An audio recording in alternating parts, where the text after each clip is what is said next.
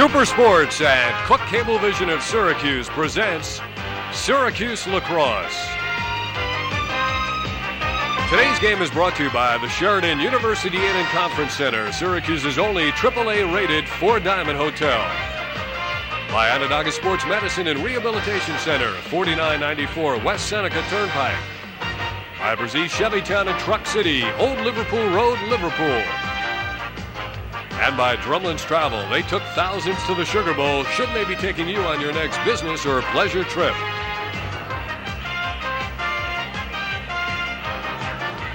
And it is an absolutely ideal day here in Syracuse, New York, and because of the rare phenomenon known as sun, it's a late arriving crowd here in the Carrier Dome to witness today's final regular season lacrosse game between the Minutemen of the University of Massachusetts, winners of 10 games in a row, and the nationally ranked #1 undefeated Syracuse Orangemen, who are 11-0.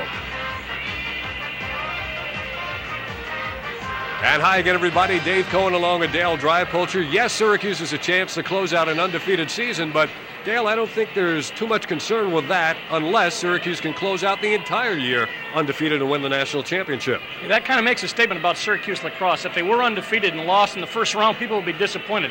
The program is that good and that entrenched in the minds of the people of Syracuse. So you're right. They do want to go undefeated, but it can't be just for the season. It's got to be for the NCAA season, which comes up next. You know, when you're undefeated, sometimes you wonder in the back of your mind, what kind of effort, what kind of strategies, what will it take to pin a defeat on a team? And one thing that certainly can happen in lacrosse is you run up against an extremely hot goaltender, and Massachusetts has a man who can fill that role in Sal LoCascio. LoCascio, without a doubt, is one of the best goalies I've ever seen. Most people consider him the best stopper, maybe weak on the outlet, but he's an excellent goalie. He's big, he's 5'11", 200 pounds. He's got very, very quick hands, very quick feet, and he's also got a couple of kids playing with him, Kelly Carr and Bradley Carr out of West Genesee High School. Kelly Carr, 20 and 13 on the year for 33 goals, or for 33 points, and Brad, 1-0, doesn't play as much as his brother. Brad has had a career interrupted by a severely broken foot. Kelly Carr definitely will be a factor in this game. Another set of twins on the Syracuse side. More about that in a moment. But the hottest Syracuse player of late has been Jim Egan from Yorktown Heights. Everybody is concerned about the Gates, but Jim Egan has scored half of his season's output the last couple of games. 8 goals in the last 3 games, and you're absolutely right. He's got 25 points on the year, but he's getting hot at the end of the season. What that does, people scout Syracuse, and it used to be, well, watch out for the Gates, and they got some, Zelberti might help out, but all of a sudden now you got a guy like Egan who starts to pour some goals in. It really confounds some defensive people. The Gait brothers will be featured in Sports Illustrated. Gary needs 4 goals for the Syracuse record, 13 for an NCAA single-season mark. Those are the guys that everybody's concerned about, and the Syracuse Orangemen, they know about it. Their teammates say, everybody's worried about those guys. You know, they say, that's justified. Those guys are great. There's no doubt about it. But as we said, they're picking up the slack in other areas. And one thing that people don't know about Paul and Gary, unless you're a real fan, they play good defense, and they play 60 minutes, all up and down the field. Excellent athletes. In a couple of minutes, we'll introduce the starting lineups, but you will not see the defensive midfield for the University of Massachusetts, and they are very formidable in that they can score, and they do score. Kuzo, Zuzai, and Stevens, defensive middies, and they've got 20 points on the year. One of the things they say about Massachusetts, great transition game. When the ball's down, the guys with the big sticks can go down, they can score. Syracuse, I believe, has 11 points. Both strengths, big stick, defensive middies. Let's watch it today. Neither team is overcoached. Dick Garber in his 34th year at Massachusetts, Roy Simmons, the veteran at Syracuse. They let the players play their game. And we'll be back with the starting lineups in the opening face right after this.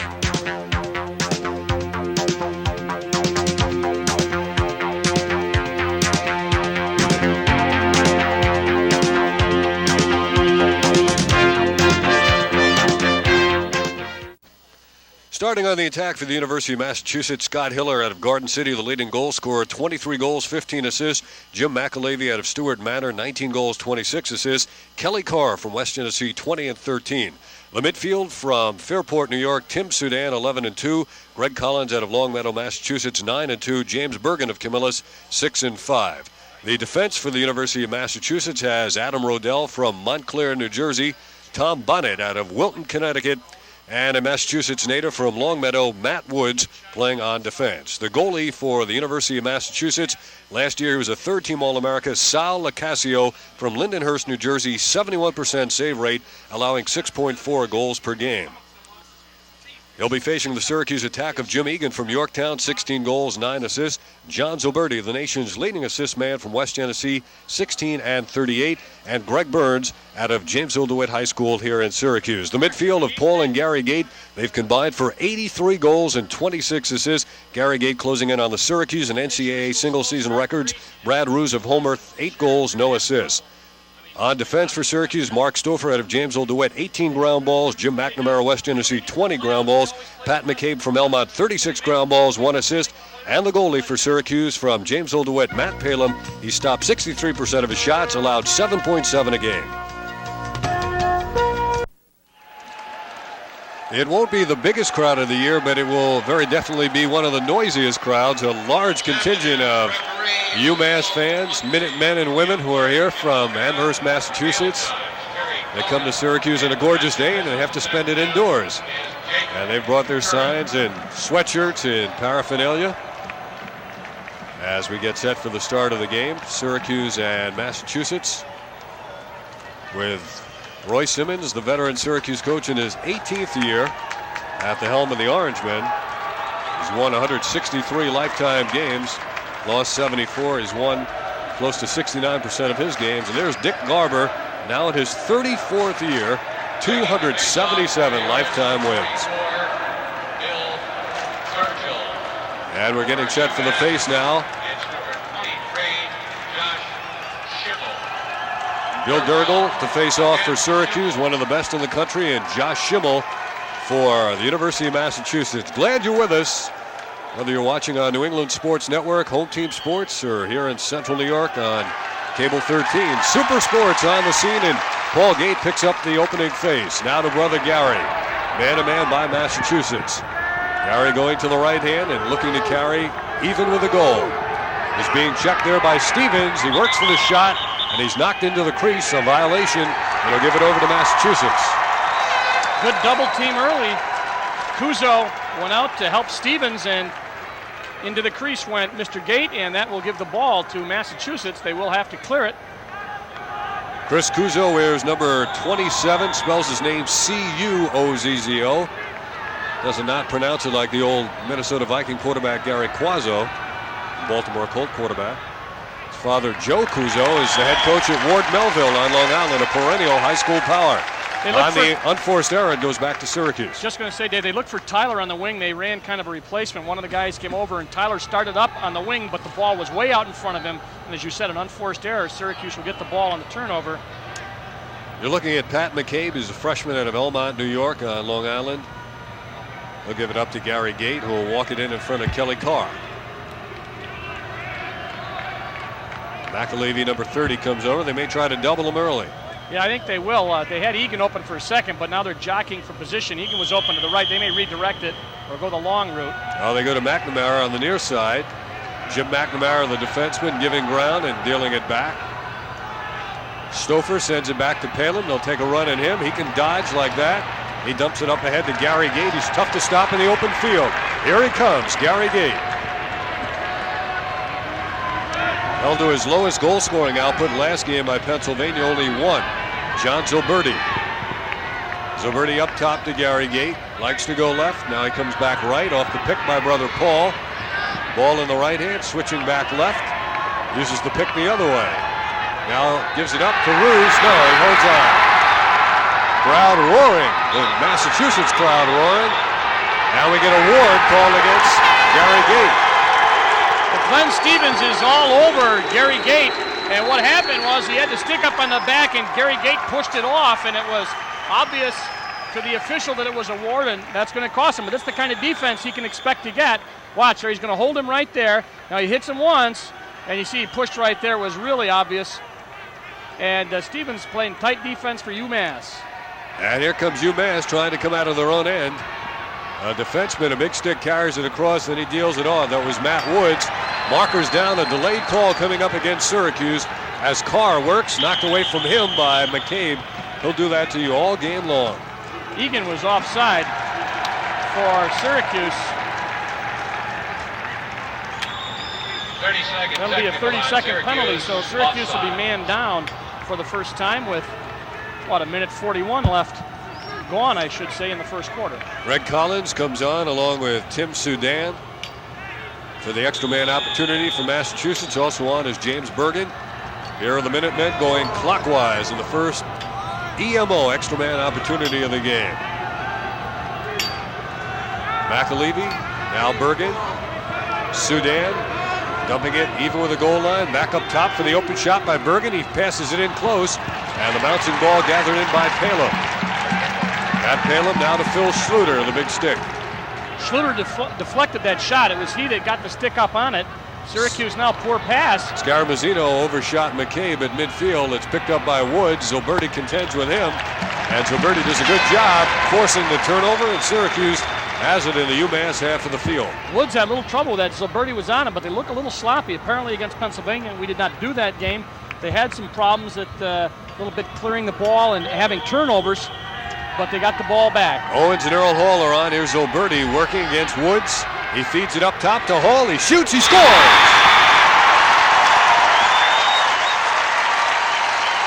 Earl Hall beating Sal LoCascio high, and it's 1-0 Syracuse. Earl Hall gets his third goal of the game and his first since the fourth game of the year against Cortland. We talked about him spreading out the scoring. There's Zilberti, the master of the assist, and he just hits Hall. Hall takes a left-handed shot, and now that shot, LoCascio had a chance to stop it, Dave. There's a confidence thing there. First shot, not an especially hard shot, and it certainly wasn't one of the Gates. It went by him. See what happens, 1-0.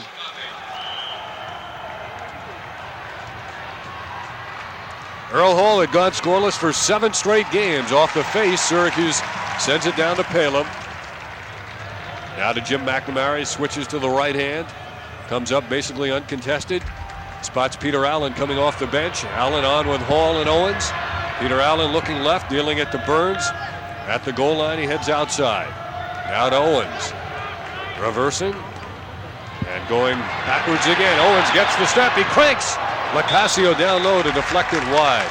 He beat Kuzo out about 15 yards out and then just took a shot. Good move, fast. Owens very quick. Quickly, Syracuse puts it back and plays Zilberti to Burns. He did not get a lot of steam on the shot. It's loose in front, shoveled in the direction of the net. A Syracuse player topples in. He was pushed in, so the Orange will keep it.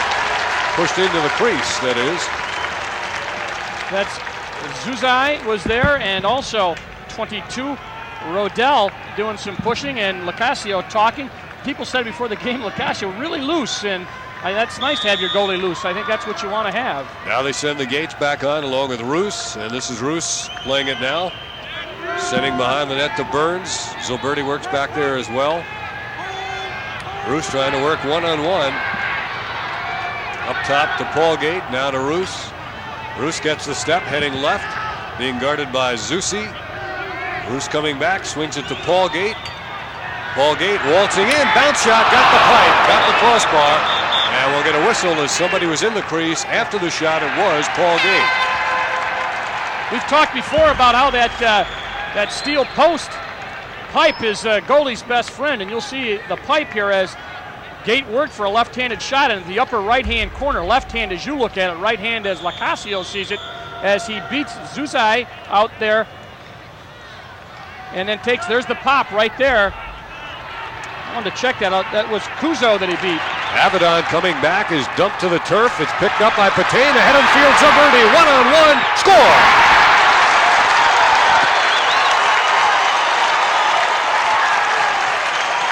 John Zilberti has just made it a 2-0 Syracuse lead as UMass had trouble clearing the zone, and Zilberti was ahead of the field. One of the rare breakaways you see in lacrosse. You got to give the Big Stick Middies credit because they started this, but here's the finish of the play. Z one-on-one with LoCascio, and he goes high on him. 36 square feet. Tough to defend when you're one-on-one, and let's give everybody credit there for Patain, Scarmazzino, and Schluter. They really helped start this for John Zilberti. John Zilberti, who has never had a scoreless game in his career. Another face-off won by Bill Durgel. And Durgel's pass intercepted. He tried to get it back on the ricochet. Gait breaks it up. Gait goes for it. Gait has it. He vacuums it up and loses it. Somebody's lost a glove. It's a Syracuse man. It's Gait himself. Durgel picks it up, backs it off Gives Gait time to get the glove back on. Paul Gait to John Zoberti. Orangemen leading it 2-0. We're 4 minutes into this game. Here's Zoberti using the screen. Zoberti ridden off the stuff attempt. Up top to Paul Gait. He gets the step. Swings to his right hand. And he finds the side of the cage. It was not in. Crowd roared as LoCascio comes out. LoCascio not one to wander too far from the nets. Up ahead to Stevens. Stevens tries to headman Zusi. It's going to go right on net. Gathered by Palem. Palem with McAlevey on him. Around and around he goes. Now he comes out. Dishes off at the midfield. Gait had eyes in the back of his head. He saw that potential check. Here he comes. He feeds it, intended for Gary, too high. Not a shot. And on the pass, goes out of bounds. See the strength and the quickness of the midfield there as they beat Stevens out at the midfield. They made him turn and chase, and that's exactly what they want. Create an unsettled situation for that man, LoCascio, to have to face. Syracuse not able to convert that one, but they're putting a lot of pressure on. They've got 6 shots so far on LoCascio and 2 goals. And the UMass Gorilla is here. It's nice to see him. UMass trying to come out of their own end. Adam Rodell. That was partially deflected. Zusi spots a man in midfield. It's Soudan. Now he gives it up. They go behind the cage. We haven't really seen a set mass offense yet. McAlevey, number 30, dealing it from back there. Up top they go. Soudan has it outside now. Also outside is Greg Collins. Soudan moving on Persing. Now they swing it behind to McAlevey. McAlevey has Hiller open to the near side. He doesn't go to him yet. Now he does. Hiller, the leading goal scorer. Collins. Bergen cuts left. Collins goes right. Kelly Carr, far side. Good defense by the Orangemen. McAlevey tries to make the move on Stouffer. Can't use the pick. Now he springs free. Now he's got the angle, but it's taken away from him. Up top, steal by Patain. David Patain changing directions. What a great move that was. He's coming all the way in. He still has it. He'll give it up for a better shooter. Job. Up top for Burns off his stick. And out to midfield.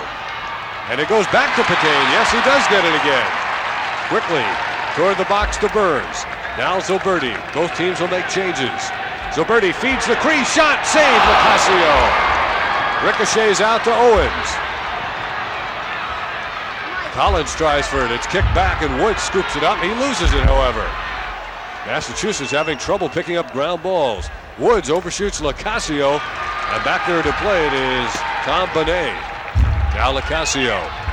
Wild first quarter. 8 minutes and 15 seconds to go. Syracuse leads it 2-0. Lots of action. I talked to the Syracuse coaches. They said we're going to have to take a lot of shots at LoCascio to get our normal amount because he's such a good goalie. So look for him to really try to put as many shots on him as they can. And they've beaten him high twice. They haven't shot low as of yet. Woods at midfield. Gets it across now to Brett Jakes. Jakes dribbles it once. Now they get it down to Collins. Collins sneaking in. He feeds the crease. Score! A backdoor goal by McAlevey. Almost an alley-oop. And Massachusetts gets on the board.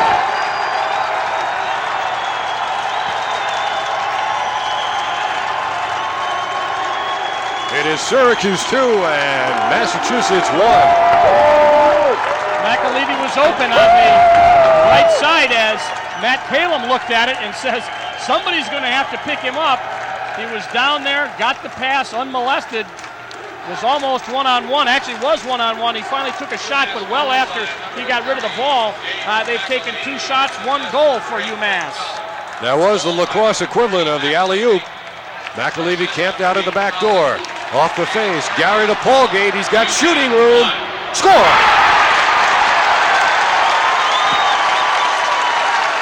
You cannot give the Gates that much momentum and have any prayer of stopping the shot.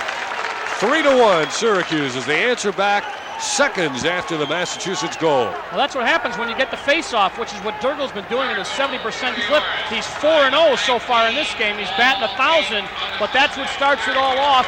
And got the ball up, Gary to Paul, and you can see once again, Dave, he goes high, but this is a blur. This is one of those pills, hard to stop. And Syracuse up with the 5th face-off. Like an aspirin, and Gary Gait has it again. Here he comes, going left. And he scores! The brothers Gait, seconds apart, and it is now Syracuse 4 and Massachusetts 1. Do they need a timeout? I would say it would probably be a good time to take one, but they said they run the same style as Syracuse, so they're probably not shocked by it. But it does give Syracuse a quick set of goals, and it does take a timeout. University of Massachusetts will take a timeout, Dave. All right, we've got a timeout with 1/2 of the first quarter remaining, and Syracuse on top, 4-1. We have had 3 goals in the last 22 seconds. The brothers Gait, Paul and Gary, just 11 seconds apart. And we've got a 4-1 lead. Here's the poll going into the final week of the regular season. Syracuse has defeated Hopkins, North Carolina, Pennsylvania. University of Massachusetts has played many of these teams in the top 10 also. Now the face-off again, and Durgel is dominated. D'Angelo is a new face-off man for University of Massachusetts, and he doesn't fare any better. Durgel just rolls it downfield and scoops it up himself. He'll head off unless he fakes it. He's off, and Peter Allen comes on. Here's Owens. He's got room. They didn't play him. I thought he was going to take a shot. Owens backs it off. Allen, number 15, into your picture now. Somebody coming on from the bench. It's Earl Hall. They don't spot him. He had a goal earlier, the first. Syracuse has had only 1 assisted goal of their 4. At this point, UMass a little slow picking guys up when they come in, Dave, and that can hurt you. Keith Owens starting left. Giving it up behind the cage. Now it's in the stick of John Zoberti. Zoberti moving on Woods.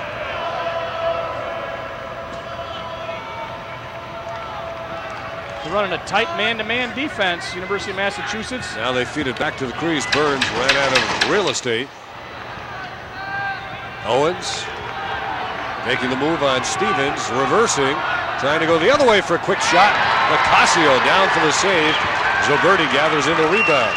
Good shot, though, even though it didn't go in. It was a good shot, well placed, and they're going to put the pressure on Sal LoCascio. LoCascio looks very strong on the low shots, which could be an indication why Syracuse has shot high successfully. McCabe is going to go back and play it. Pat McCabe got a couple of choices upfield. He goes to McNamara. They'll try to double him, and he shovels it nicely to midfield to Earl Hall. Hall down in the box to Burns. Behind he goes to Egan. They swing it to Zoberti. Up top to Hall. Couldn't play it. Hall is being pursued by Zusai, and he's shoved to the turf. It'll be a technical. Incidentally, that big thunk you hear as LoCascio is constantly checking those pipes. And every time he hits that, we really pick up a real loud clang. Knocked 3 times. Yeah. If you want me, huh? Yeah, he's checking to make sure he knows it. He stands way far back in. Now he comes out a little bit. Excellent goalie. Egan to Zoberti. Back to Egan. Seeing a lot of Jim Egan playing from behind. Here he is one-on-one. Doesn't get the angle. Egan with 8 goals his last 3 games. Zoberti. Gary Gait has it. Played man for man by Stevens. Now Roos. Syracuse leading at 4-1. Coming down to 5 minutes to go. Roos gets free for the shot. Score! I don't think LoCascio ever had a chance of that. He was not even in the classic goalie's position. No, he is really not having, I don't think, his best game. Neither is his defense. Let's see if we can pick up what happened. That's the 5th goal and the 5th different person that has scored as Brad Roos transfer just takes a left-hand shot. It seemed to me LoCascio should have seen it, at least from the way we looked at it, not having his best game, as I said. And I think it was important for Syracuse, they said, to try to get on him early and maybe keep his confidence down. They certainly have done that, and they have taken every face-off so far. Brad Roos has 9 goals on the year, still looking for assist number 1. They may get one here. A violation on the face against Vince D'Angelo. So once again, Syracuse perfect in the face-off category. It's got to be frustrating. You know, you say, all right, let's talk to our offensive minis. Let's get things straightened out. You don't get the ball back again because the Durgel is just taking all the face-offs. UMass has been playing a lot in their defensive end. Cracked by Gary Gait, and LoCascio had that one lined up. Well, that's a flat shot. They had Woods back there, too, and just a crank. LoCascio came way out. Massachusetts, I don't think they have more than 1 or 2 shots, if that. 2 officially. Get a ward. And we get a pick. violation by the Minutemen. One of the things they want to do is take advantage of every offensive chance they get, and they did not do a good job there of being caught with an illegal pick. And of course, Syracuse dominating the faceoffs. Now that puts a lot more pressure on that offense when they get down there not to create a turnover and give it up so easily. They didn't get a shot off. They have only 2, 4:30 left in the first quarter.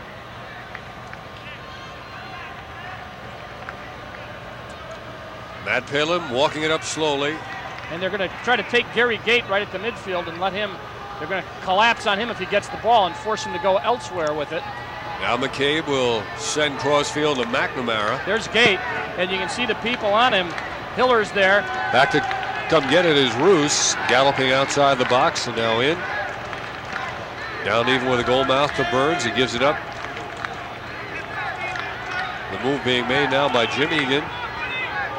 They play him loosely. Paul Gait fires and scores. Want to give him a little room out there? Forget it. You can't do it. And the count goes to 6-1. You can't give him any room. And look, there's nobody there. There's the slide too late because he has got that thing cranked up from way back Route 81 when he took that left-handed shot. Looks to me, Dale, like they've decided to guard certain people tight, maybe double them, and leave other people alone. Well, I'm sure that they're looking for their slides to happen a little soon. They're going to have to anticipate, and maybe in scouting them, they figured that they could maybe outthink them a little bit, but they had a little problem there. You can't give Gait that kind of room. 8 faceoffs without a loss. Durgel is shoved out of bounds, and as he tried to get rid of the ball, knowing he would go out of bounds, the markers flew. Well, it was a good call. They're a little frustrated now, and D'Angelo figured, well, what the heck, we haven't gotten a face-off yet. It'll stop the fast break, and he sent Durgel way out of bounds. This, to this point, has been the most dominating first quarter by Syracuse. 6-1, and they've won all 8 faceoffs. You know, UMass lost to Loyola in their first game, and they've won every game since then, but some people said that there's a fall off in talent after you get through the first 4 teams, and that some of the teams that UMass has played might not be that good. Well, let's put it this way. They're a good lacrosse team. They got a good goalie. They're having their problems today. They've played Cornell, Brown, Army, and Rutgers, common opponents of Syracuse, and each school has won all 4 of those games. Zoberti finds Gait. He cranks again. LoCascio up high for the save. And the quick outlet pass. Beautifully down to Schimmel. Josh Schimmel giving it up to Kelly Carr. They're all over Kelly. He ran into trouble. There were 2 guys there. McCabe trying to go over the top and take it away. Carr got the shot away. Saved by Palin and kicked out to Schluter. He picks it off the carpet nicely. Jenks wraps him. Jenks and Schluter each go down.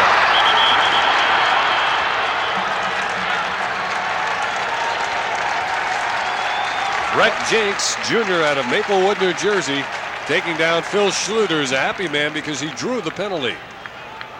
Yeah, well, Schluter, eventually he's just motoring down there and he's just trying to get some speed. They try the wrap over the head and then he trips him right there. And down he goes. Schluter, incidentally, as you look at his stats, has 3 goals, taken 5 shots. That's 60%. That's pretty good. He's one of the guys we talked about at the beginning with the defensive middies. It would be an interesting matchup, and Schluter was the man who caused the penalty. Already up 6-1. They have the extra man now. Let's see how they work it. Paul Gait.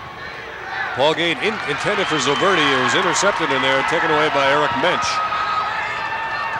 Massachusetts trying to clear their heads like a fighter in danger of suffering a first-round knockout, trying to clear the cobwebs. LoCascio out of the cage. Burns all over him. Couldn't find a man. Now Mensch, the cage is open. Patain feeds it. Quick stick goal. Greg Burns off the feed from Patain as they took the ball away near midfield and caught LoCascio out of the nets.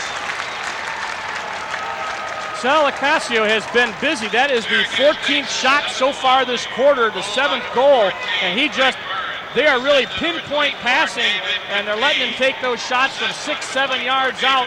Well placed by Burns, and he's excited. Lots of pressure now, and LoCascio has got 2 saves, and he's had a number of shots taken at him. And Durgel wins yet another faceoff and throws it behind the back, but it's intercepted by D'Angelo. Now Stevens heading right down the alley. Stevens stops. Stevens gives it up to Carr. A lob to Hiller. He comes in. He got the pipe, I think. UMass will keep it. He might have gotten Matt Palem. I think Matt had his stick up on it. That's the 4th shot they've taken on Palem. Let's see if we can see where it goes. He beats him. They go over the head. Yeah, I think he got a stick on it. Rode it up over the cage. Nice job by Palem. McNamara with the ball. McNamara leaving a couple of Minutemen in his wake. Stouffer taking his time. Back to McNamara. There's a man behind him. He sees him. He gives it up, floats it out to midfield. Intended for Scaramuzino. Intercepted. A push from behind. Woods decking Scaramuzino. That was really not necessary. UMass had the ball.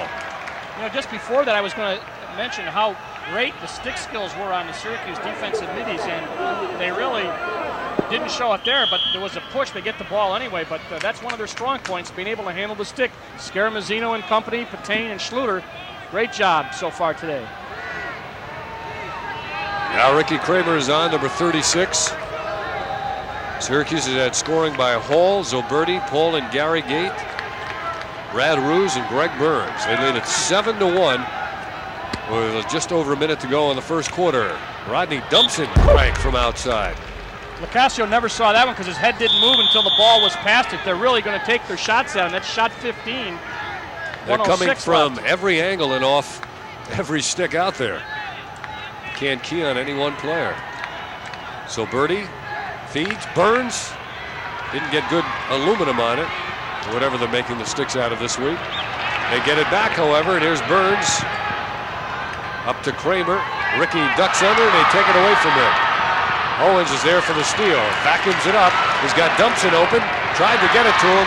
Taken back by UMass with 35 to go. Stevens, crossfield he goes, and he has Bonet in the middle. Overshoots his man, and the Orange Sticks get it back. McNamara loops it ahead for Burns. Too far for him. Bonet and LoCascio's out of the cage. He'll attract some attention. He gives it up. Net is all open now as Woods tries to kill some time. Collins is on. He gets it down there midfield with 5 seconds to go.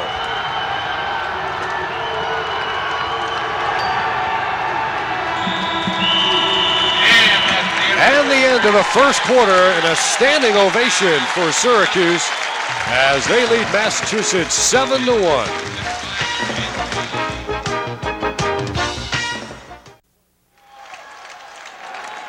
After one quarter of play, Syracuse leads it 7-1, and they've outshot the University of Massachusetts 15-4. And also the ground balls there reversed. Syracuse 14-4 for the University of Massachusetts. Ground balls really have come Syracuse's way. And the faceoffs also a little bit reversed as we get a look at Mr. Van Arsdale. That's Guy Van Arsdale, the 3-time All-American goalie at Hobart, the assistant coach. And the man who says, I just try to stay away from LoCascio and not screw him up. Yeah, well, that's wise when you know when not to coach. Oh, they got a jump. And Ruse is coming on with a head of steam out of the box. He deals it back. He gets a return. Just too much passing that time. Too unselfish. I'm noticing right now they are putting 2 people in the goal. They've got Rodell back there also. I mean, usually when it's a fast break, the offside defender will slide in and slide back and forth. The wing guy, they had him there pretty early. Maybe they're trying to give LoCascio some help. LoCascio's going to clear. We're in the opening minute of the second quarter. Dave Cohen and Dale Drypolcher. From Super Sports, Brett Jenks to Susai. Chris Susai coming up the sideline. Now to Kelly Carr. Hiller, the leading goal scorer for the Minutemen, with the ball now. Trying to use a pick. Dealing it back to Carr. Eric Holbrook blankets him. Good switching in close by the Syracuse defense. For all the talk of the Gait brothers this year, the real fundamental difference has been the excellent in-close defense by Syracuse. Absolutely. Stouffer reversing. Low shot, and Palin with one of the great saves of the season as he was on his knees to gather that one in. Truly a tremendous save by Matt Palin.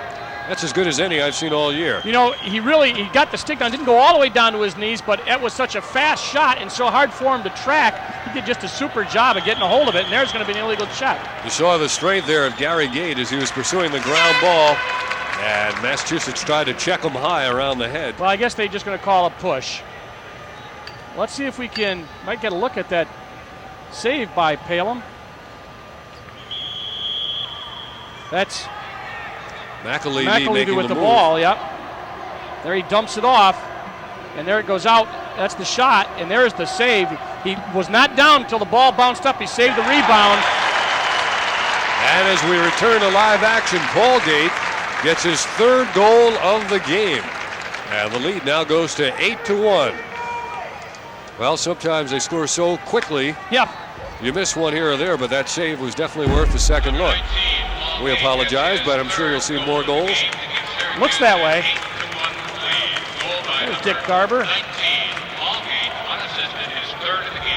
Paul Gait with his third goal of the game. He's had as many as 5 in a game this season.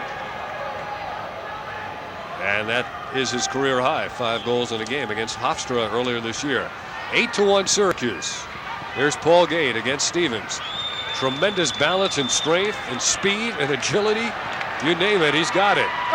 And he's got the ball, but he lost his stick, so he can't play it.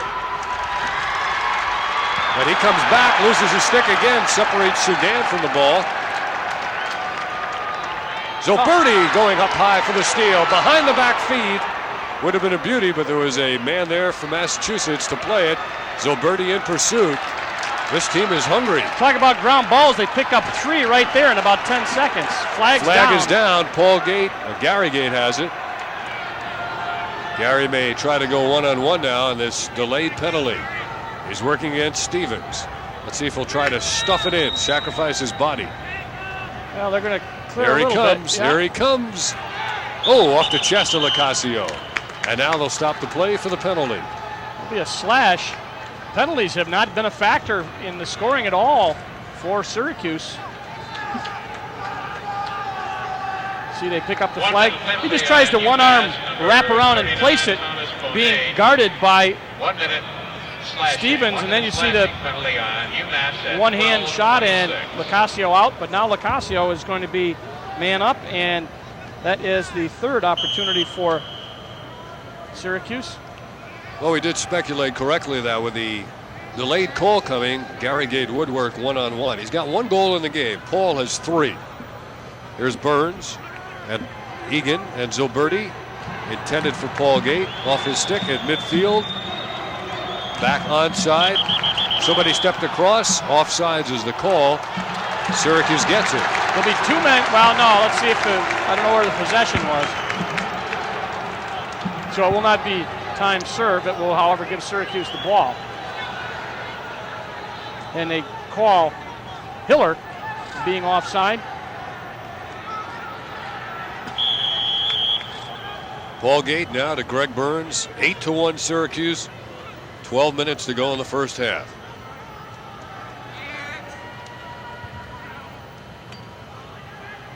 Burns cut through. Egan is Zoberti. Rifles it back out, and again, it's not played cleanly at the point. So far, they stay onside. Gait stepped across, which is legal. Now Gait feeds it to Egan over the head of Zoberti, and Massachusetts will get it. Stouffer and McNamara played masterfully at the midfield line there, blocking people off and knocking the ball back in their offensive zone. And there's Stouffer out of Jamesville DeWitt High School, a local kid. They have played well and kept the ball in play 2 times there and let Syracuse get another couple of shots off. No score, however, for Syracuse. 11:34 left. Phil Schluter with a stick check against Jinks. Caught him up on the face. That's going to cost him 1. Another man-up opportunity for UMass. This will be their second. They'll be up for a minute. They have not converted yet. Syracuse on the year has stopped out of 65 man down. They have stopped 49 of them. Penalties on Syracuse. 1 minute Playing slashing. very well on the man down. Bill Schluter, 1 minute slashing. And they get another opportunity now as they will be down for 1 minute. Now let's see how UMass plays it. Greg Collins, McAlevey cuts through. Brad Carr in his homecoming game for the final time. Senior from right here in Syracuse out of West Genesee High School. UMass has not scored since the opening moments of this game. Carr to McAlevey. Soudan to Bergen. Back to Soudan. He'll take the shot. Rebound. Carr scores. There it is. Brad Carr, Kelly Carr rather, on the rebound, and he beat Matt Palin.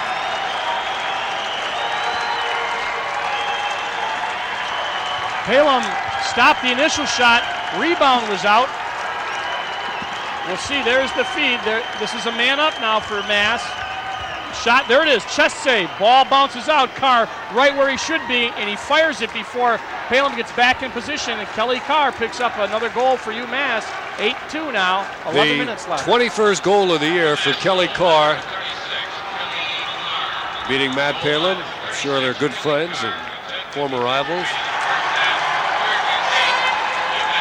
That'll be a face-off now for UMass on a penalty. First one. They break into the column there. 8-2 is the score. And here comes Massachusetts looking to put back-to-back goals on the board for the first time in the game. Soudan 33. Collins. Carr. Collins will make the move on Persing. He feeds it in front for a behind-the-back shot by McAlevey. And somehow Palin knew it was coming. He outlets it beautifully to Patain. On the ground, though, and picked up. The ground ball picked up by Soudan. Soudan to McAlevey. Down to Hiller. They get back on Hiller. Took away his possible shot. Here comes the move across. The reverse, the low shot. Palin was down there. Sometimes when a goalie's having a hot game, he almost seems to anticipate beforehand where the shot will be. Mass player in the crease, and the ball goes over to Syracuse.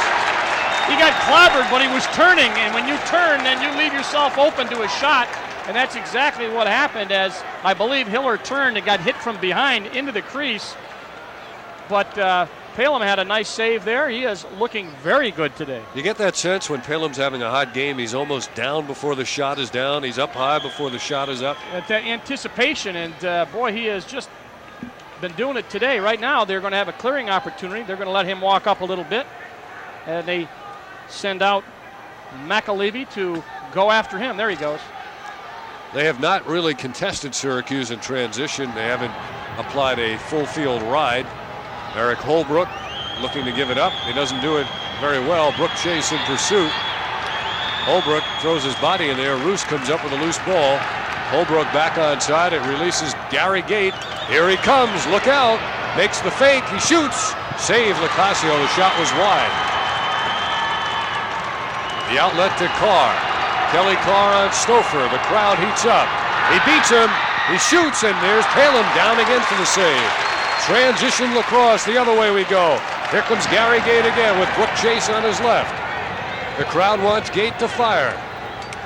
Instead he goes to Paul Gait. He'll duck in, he'll shoot. Nice Down save. is LoCascio. Gary Gait steps in, score.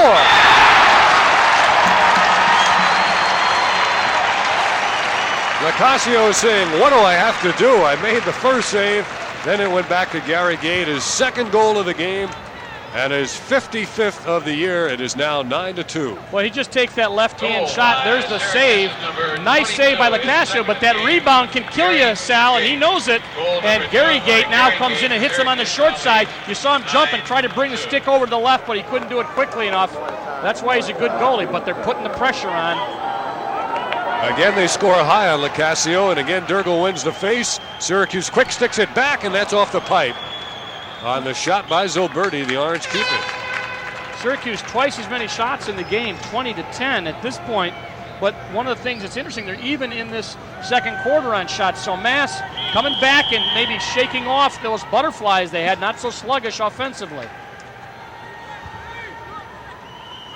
Now John Zoberti on with Keith Owens, Brad Roos, Earl Hall, Peter Allen, Greg Burns. The teams are at equal strength. 8.5 minutes to go, 9-2 Syracuse. Zoberti to Brooke Chase. Running the set offense for a change. Zoberti feeding up top. Hall intercepted it. Burns shot. Ricochets out. Played by Kelly Carr. He can motor. McCabe is over to double him along with Owens. McAlevey feeding it in. Both teams making changes. Scaramuzzino and Jenks coming on. They feed it up over everybody. There's a shot by Tyler, and it's wide.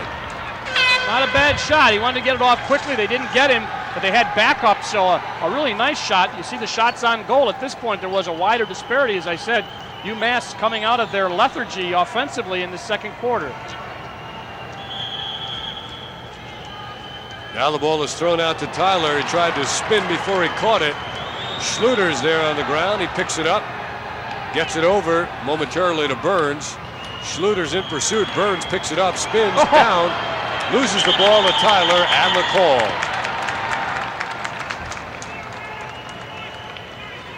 You know, one of the things in talking to the players before the game about UMass, they said, you know, we've seen them, and one thing I'll tell you is they really will go after it. They're not afraid to knock people down. They play good lacrosse, but they can get physical if they have to, and they're throwing the body around a bit. They got caught a little bit there for a 30-second penalty, but Dick Garber's program really draws well at Amherst. They can attract 5,000 or so in a Wednesday afternoon game, upwards of 15,000 for a Saturday game.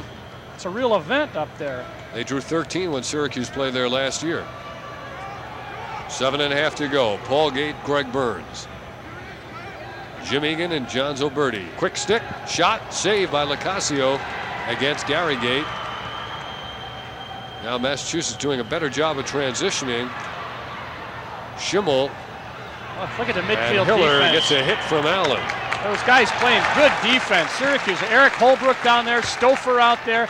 Those guys are contesting everything every time the ball gets out. LoCascio tried to get it out quickly, but that defense is coming up and contesting for Syracuse. They got the ball now. They got it off of a Mass player, and Burns is going to be way open.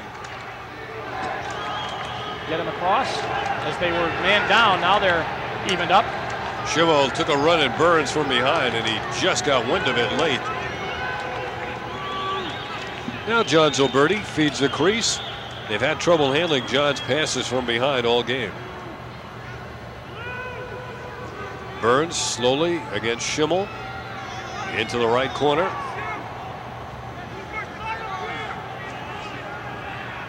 Burns may solo here. Finds Zoberti. Zoberti likes to pass it quickly. He did. And the shot was missed by Egan. The rebound was missed. The goalie is out of the cage. And LoCascio covers up. We had a Syracuse player step in the crease. A violation gives it to the Minutemen. They got 3 shots off in about 7 seconds. The last one not especially good, but they've got Sal LoCascio. Look, every time we're down here, you better be ready because we're going to put it everywhere we can. And Burns gets the ball up. Z feeds the crease. There's 1. Rebound out. Another shot. 2. And then they kick the ball there. 3. That was about 7 seconds worth. He did. He got a save with that right foot. Sure he did. Great sequence.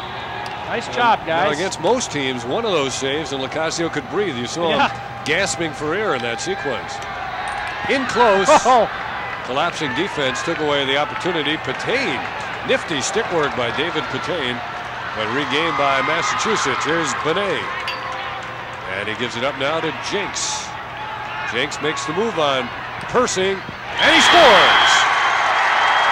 Brett Jenks going around the defense, and he scores the 3rd goal of the game.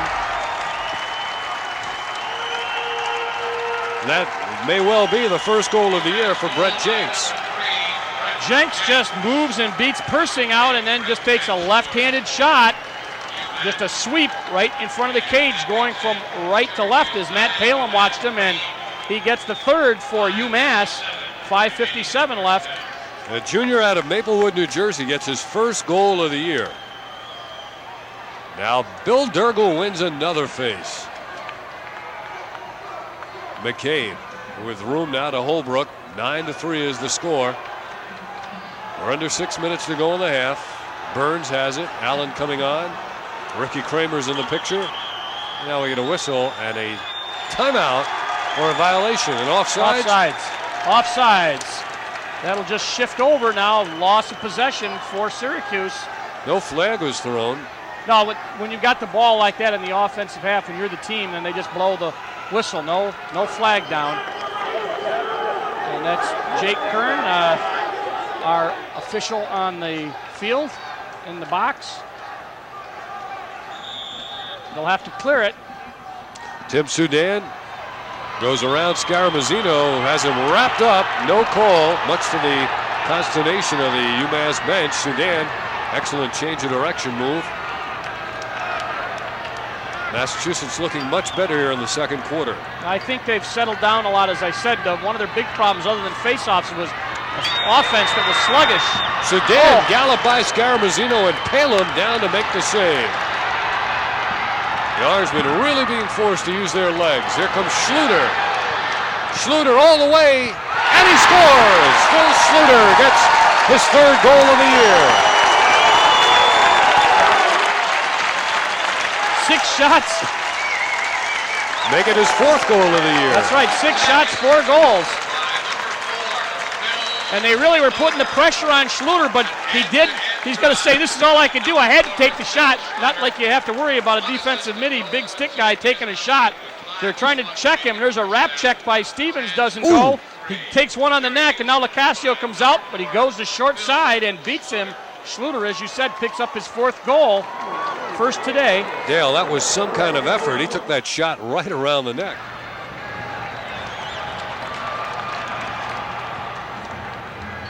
Syracuse leading it now 10-3. Mark Hoteling is in the game, number 13.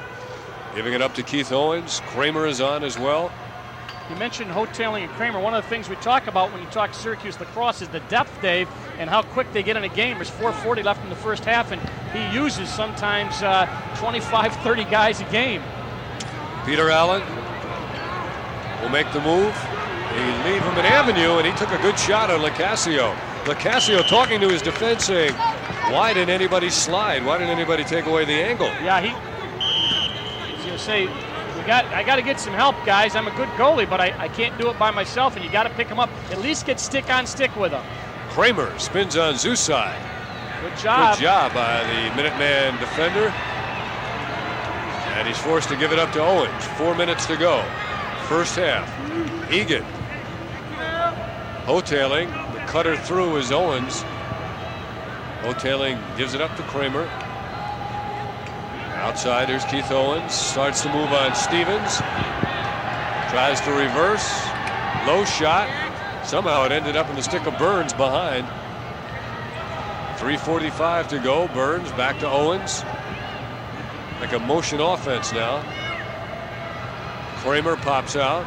They're putting different people out, getting matchups they want, and then when they get one, they'll either go one-on-one or look for somebody open. Kramer all the way in. Switched hands at the last minute. And he stepped in. Pretty good move by Ricky Kramer. That motion gives you a lot of, sometimes you get a matchup, somebody has to switch and slide, and you get the matchup that you want personnel-wise. There, Syracuse was in the crease. Mass will get a chance to clear the ball. Their shot production, Dave, just going to say they've taken 9 this quarter so far as compared to 4 in the first. Ricky Kramer is only a freshman from Janesville DeWitt. Now with 3:20 to go in the half, Massachusetts throws it away. Stouffer is clobbered and dropped by Tyler. Chris Tyler dumping Mark Stouffer. You don't want to stand around. You better be ready for that, especially against UMass. If you're within 5 yards of that ball, you'll take a shot. And there's Stouffer. Ball up. Good, clean hit. He just relaxed momentarily, and Tyler from Summit, New Jersey, decked him. Tyler's a phys ed major and a junior. Got a little problem here. Are they going to start the ball over again? I don't think they were ready for play, and they started, so they will stop it with 3:09 left. They doubled the ball. They get the ball to Matt Palem. Again, just token pressure by Massachusetts, trailing 10-3. Here comes McCabe. Only a freshman, but boy, is he crafty. Parker is down, and the ball is dislodged, and now we'll get the penalty. Yep. Should give Syracuse a man advantage. Stevens got him on the head right in front of the official. There were two officials. The trailing official didn't see it, but the official they were running toward did, and he got a nice flag out.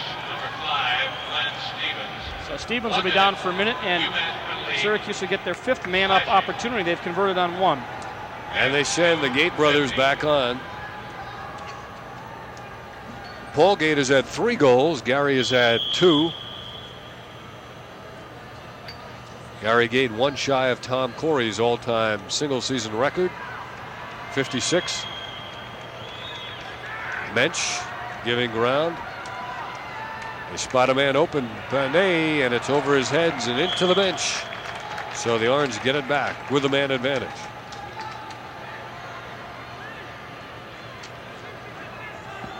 Just on the other side of the midfield line, Burns will get it.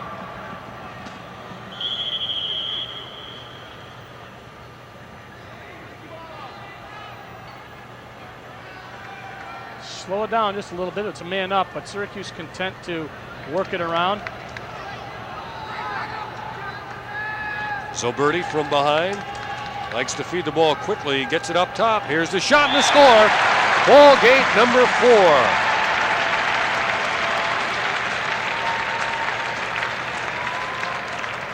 Goal number 4 of the game for Paul Gait, and it's 11-3. That's the 26th shot they've got on him, and it's just a left-handed pill that LoCascio has seen a lot of today. And there's a lot of time left. 2:12 left in the first half. There's the Z with his pads. Where's those big pads? He takes such a beating, and when you're a feeder, that's what you get. Face-off situation remains just what it has been. Durgel dominating. And Durgel running some clock off with 2 minutes to go. Back to Palem. Yeah, they'll put some pressure on now. They have to come up with a... They're going to double Palem, but he just outsprints the defense, and he finds McCabe, who reaches back to play it. McCabe gives it up. He'll head back. They feed the crease in traffic. Paul Gait at point-blank range. Woods has it with 1:40 to go. Durgel getting some extra time and getting the penalty. Slash got him on the leg. One hand. Anytime you use that one hand check, boy, if you hit anything but the stick, they're gonna give you a flag, and Bill got him on the thigh. Not close to the hand, which is part of the stick. So another man-up opportunity now for UMass. This will be their 4th. 3rd. Check that. Roy Simmons conferring on the sideline with Bill Durgel. Can't be telling him anything about face-off technique. He's won every one. 1:20 to go. UMass trails by 8. Oh. And they got a pipe. They didn't get any help that time. The scrum. Oh, McNamara took a shot right in the face. Collins to Soudan. Into Carr, and Palem is there. Boy, he has been brilliant. I was just going to say, I thought he'd run out of luck there because he was all by himself. Carr was all by himself, and he hit it with the stick, rode it up over the cage. In close, and a goal by Collins off the feed from McAlevey. So with 1 minute to go in the first half, Massachusetts gets goal number 4. It is 11-4. There is Kelly Carr. Takes it behind McAlevey. There's the goal. I'd like to see the save, too, sometime. Maybe we can look at that later. Nice goal by Collins. Just nice man-up opportunity. They worked the ball around, were very patient, and, boy, the crease area kind of open. And there is Durgel winning it again. Now let's see what they do. With 50 seconds to go, they feed the crease, Zilberti. Will they call a timeout? 50 seconds. One-on-one. Zilberti is checked off by Woods. Oh. Zilberti is wrapped up by Woods. Zilberti still has it. He feeds it to Chase. And his return shot. Chase knew he did not take a good shot. Got rid of it in a hurry, though, yeah, didn't a little bit too wide. He could have taken a little more time, but the Z-man has already gotten him a penalty. Number 40, Matthew Woods, holding 30 So Woods will 30 seconds sit for 30 as he holding. tried to just hold John Zilberti by the cranium until the body went by. Had to take out his wisdom teeth That's as right. well. Let me just check you here while you go by. That's why we said he wears the pads. He takes a lot of abuse, and he has done an excellent job this year for the Orangemen, and he's only a junior. Now the gates are on. Will the gates be open? Egan to Zilberti. Paul Gait cuts in, gets the pass. Back to Zilberti. Quick stick the other way. Intended for Burns. And out of bounds. Yeah, and they were closest to the ball. It was Mensch. You know, it looked like Zilberti back there. All right, who wants it now? I fed it right. Now I'll feed it left. They got a shot off, but it went out of bounds. And John averages just under 4 assists per game, which leads the country. yep, he is one of the leaders in the country. Obviously, the leader in some other categories. Excellent athlete, West Genesee High School. Now we're down to 15 seconds in the half. LoCascio showing his speed. Guns it down. There's a nice feed coming in. Can they beat the clock? They didn't beat the goalie, and time is about to run out. 2 seconds to go on the shot. Nice play, nice setup play the way they did that. Cotignato took the shot off the feed from LoCascio. And they are going to double the ball. Matt Palem out of the cage. And they got to cover everybody up. And they do. And the first half is over with Syracuse going to the locker room leading it 11-4. We'll be right back.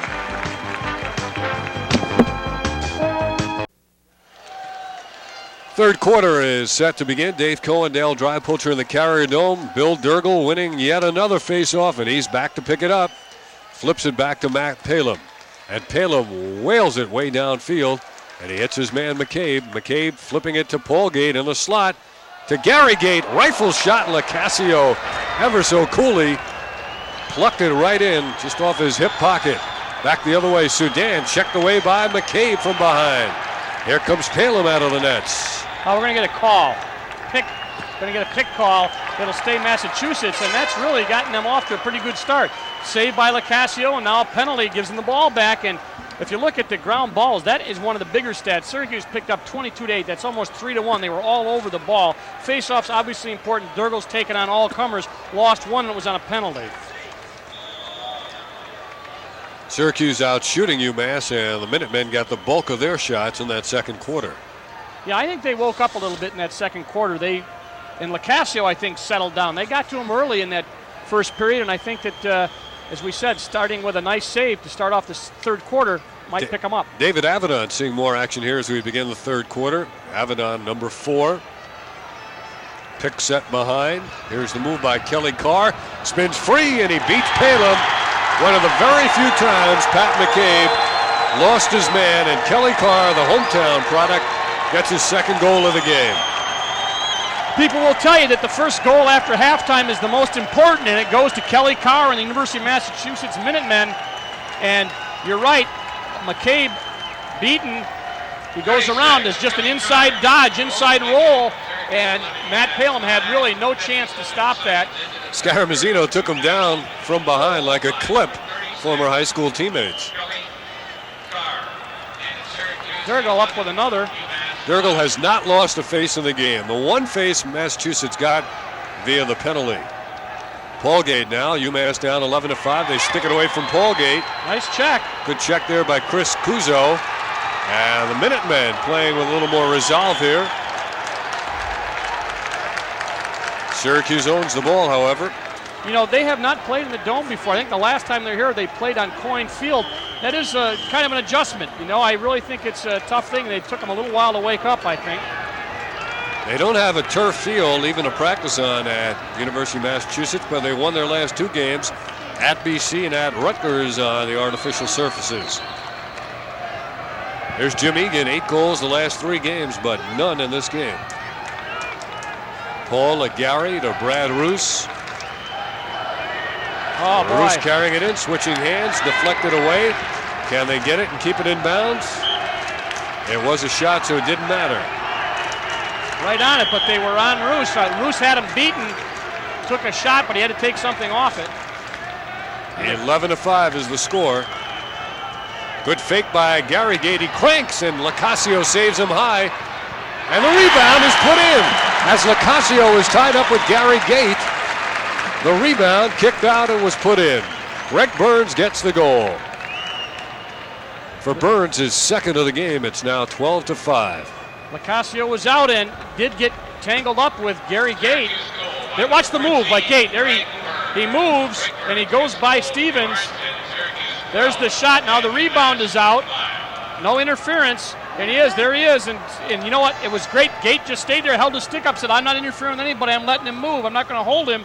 And Burns took a nice shot. You know, it was almost as if the two, Gait and LoCascio, had acknowledged each other's greatness. Right. And they stood there congratulating one another or admiring one another, and then the rebound put in. Soudan picks it up. Face-off for UMass, and a nice shot by Paul Gait McNamara. down and up in one motion. And here he comes back. Gary's on his right. Paul shifts it into overdrive, and he scores. Boy, he just moved it up another notch. And Paul Gait has his 5th goal of the game. That ties his career high. We remarked before the season, after seeing him last year as freshmen, we thought that their speed had increased. And you said right there, now watch him, he's going to take it up another notch, and he goes by Matthew Woods, and he puts the bounce shot past LoCascio. LoCascio had the pole on the ground. He never even had a stick in position. Well, they're echoing the theme of the football team. Take them one game at a time. It was successful for Coach McPherson. Off the new Syracuse faceoff man, Kirk Pratt. And this one's still up for grabs. Pratt has it, and boy, is he dumped. Knocked down by Chris Cuso. 30 seconds, too. That'll be a 30-second time served because Kirk Pratt had the ball. And boy, that was something you didn't want to have happen, although down by 8 goals, but playing a lot more inspired lacrosse this half. So the Orangemen will have it. They're earning every goal in this game. It'll be in the stick of Paul Gait, right in front of the official scorer. And here we go. Paul whipping it to Greg Burns, gets the return. Defense sags in. Garry Gait needs one more to tie the Tom Corey single season record. So Birdie feeds it into Paul Gait. They collapse on him. Minch sends it back. Adam Rodell. UMass using a lot of players as well. Susai with a good move to go by Gait. Susai deep. One-on-one. Schimmel had nobody to pass it to. Nice job by Stouffer also as he put the stick on Schimmel, make him think. Schimmel back. Now Kelly Carr with 2 goals in the game. McCabe is bound and determined not to let it happen again. And it won't happen this time. Little ward as they did battle McCabe and Carr down the sideline and back of the goal and right in front of Jim O'Hara, the official. You know, if they officiated basketball the way they do lacrosse, there'd be a lot more offensive fouls against the man with the ball. Yeah, absolutely. Roy Simmons in his 18th season. If you think that's long, Dick Garber's been at UMass 34 years. Here's Jim McNamara. 11 minutes to go, 3rd quarter. 13-5 is the lead. Peter Allen against Stevens.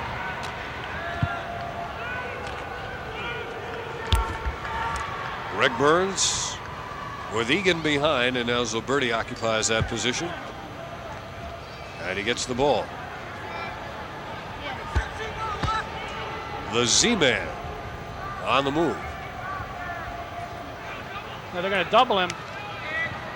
He finds Burns. Owens is open near side. He doesn't see him. Outside they go now to Owens, and they overshoot him. He was moving one way. The pass went the other from Earl Hall, and it's out of bounds. Well, the transition game has been a big part of the Syracuse offense, and it continues to be today. And it is also the UMass game, but it had, up until the second quarter, been all Syracuse, and Mass came alive and playing well now after halftime. But Jenks stopping on a dime and paying for it. He lost it. Egan is checked off the play by Jenks. Play continues. Egan spins away from the check of Hiller. Now Egan sends it up for Patain or Persing. Rob Persing with it now. He'll give it up and head back along at Scaramuzzino. Now they're getting the big sticks off and getting some new people on. Earl Hall comes on. He had a step on Stevens. Owens is back on. The move by Burns. And the shot by Burns, catching LoCascio by surprise. Greg Burns with his third goal of the game. That equals his season high against Cornell.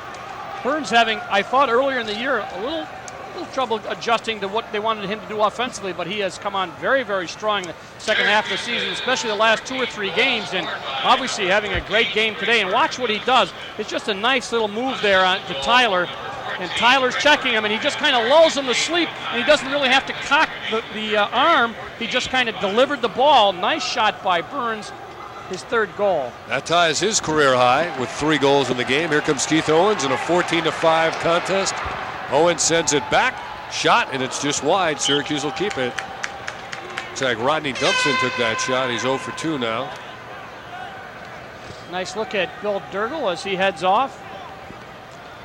Dale, in the years I've watched lacrosse, I've never seen a man dominate the faceoffs to the extent that Durgle has. Yeah, game in and game out, Dave. I've seen somebody do it for 2 or 3 games, but he has done it just every game. Owens will take it and score. Keith Owens hangs his shingle on the scoreboard. It's now 15-5. While we're talking about faceoffs, we did not do the Pennsylvania game, but Flynn from Pennsylvania, one of the best faceoff men in the country, and he and Durgle went head-to-head, and Durgle ended up beating him 12-11. There's the goal by Owens, but Owens has got his first goal, and Syracuse's 15th. And we've got a timeout taken by UMass. The Minutemen trail by 10.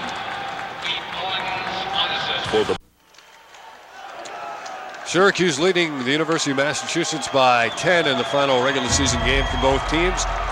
On tap next for both teams, the NCAA playoffs, and we'll have the quarterfinal round game involving Syracuse. We suggest you check your local listings for the time and place in your area. By the way, tickets for the NCAA Division I championships and the semifinals at the Dome here May 28th and 30th.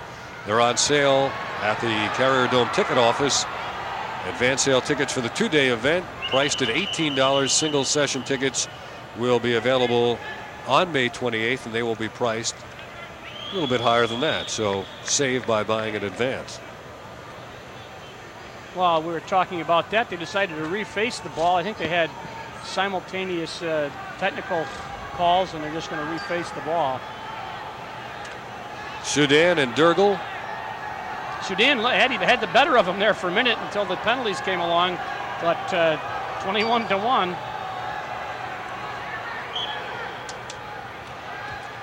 Durgle sends it back, and he sees his teammate back to play it. That's a face-off for Syracuse, even though they're going to lose the ground ball. They got the face-off, but... Gary lost his stick on the ball, but he comes back. He is tenacious. Witness this. 4 men converged. He found Durgle. He'll take it. No, he'll pass it. Paul Gait save LoCascio. Soudan. Little hop step to get by Gait and Durgle. Paul heads off. Schluter is coming in. Stride for stride he goes with Bergen. From behind, Hiller, the leading goal scorer, checked away from him. He can't find the ball, and McNamara spots it. McNamara, he's very good at that spin move to avoid a hit. Loops it cross field to Chase, who's quick. Schluter with a big stick and 1 goal already in the game. Phil gives it to Zoberti. Gait is cutting through. He gets the feed. He takes the check. He bounces off. He dribbles it. He dribbles it again. And he finally loses the ball. 7:50 to go. Massachusetts giving it up to Hiller for the open shot. He missed that one badly. You're right. He did not take. That's not a good shot. It'll go down as a shot on goal, but it was not a good shot. They made a nice move, a give and go, but Hiller not really on the cage, way wide to the right.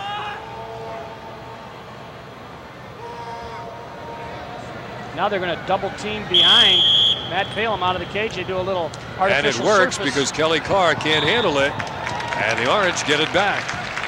You know, talking about the big sticks, Coach Simmons has said Schluter and Patane and some of those guys, if they got a license, he calls it a license. If they're open to go down there and take a shot, some guys will say if you get it, slow it down, give the ball to one of the offensive middies or give it to the attack.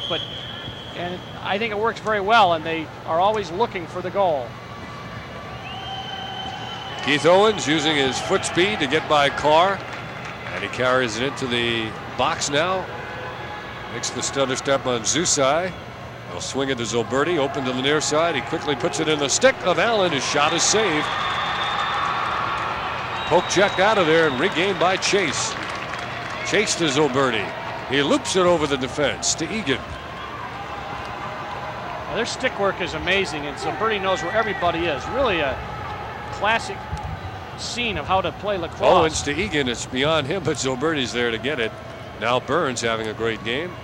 And Zoberti again up top to Owens. Reversing. Shooting and saved by LoCascio. Down on the ground. Ricochets to Owens. He flips it back to Zoberti. He fakes. Save LoCascio. And off the shot, Zoberti stepped in the crease. How many times do you think we've called Zoberti step in the crease? That's because he's always hustling. LoCascio down there.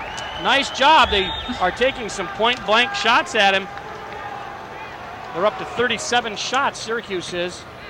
You see how quick he is right there. Like talking fast.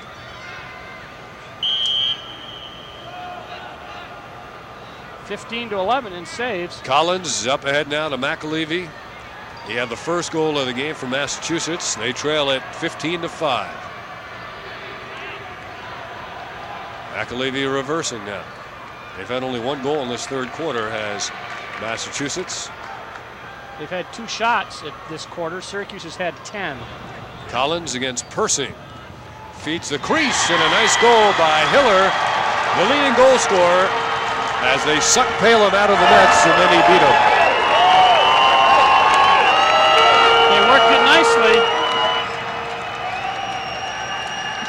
And Hiller, left-handed shot, I believe. We'll check it there. He makes the break.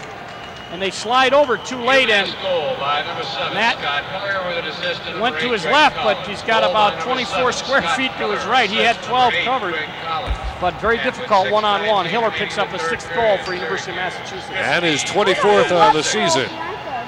So Syracuse leading now by 15-6, and here's Durgel once more. He got to the ball first and tripped. Gary Gait picks it up. Will he carry it in all the way? The crowd anticipates a shot, and there it is. But it's wide. Brooke Chase closest to it. You know, I think one of the reasons why Syracuse gets so many goals on fast break situations is because of the fact that Durgel on the year is hitting about 70% in faceoffs. This game's certainly going to take him up a couple of notches. Paul Gait to Brooke Chase to John Zoberti. They're almost like bookends back there, Zoberti and Chase. Yep. And they've got a lot of young kids playing, and this team that Syracuse got did not have a lot of seniors on. They even run alike, don't they? Yeah. Up top to Paul Gait. He cranked and he was wide.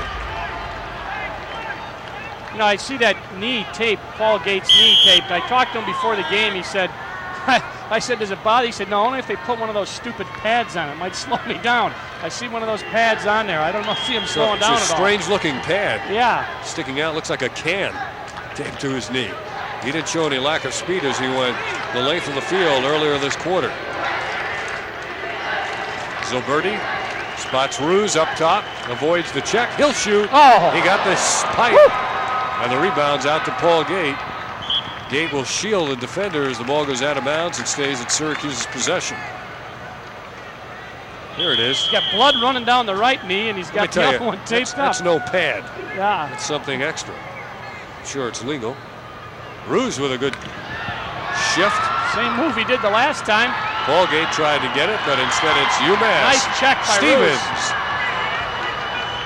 Orangemen swarm all over there. Gary Gait knocks it free into the stick of Egan. They overshoot Ruse. Stick back to Ruse. Ruse picks it up. Gait cuts. They go to Paul Gait. Gary's in the middle.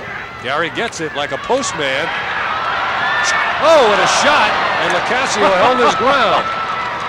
Whoa. Gary Gait set up in the pivot like Will Chamberlain, and they fell off him like flies. 15-6, 4:20 to go. It's not too fast anymore. Carr, played by Holbrook. Collins had a big jump, but they didn't see him.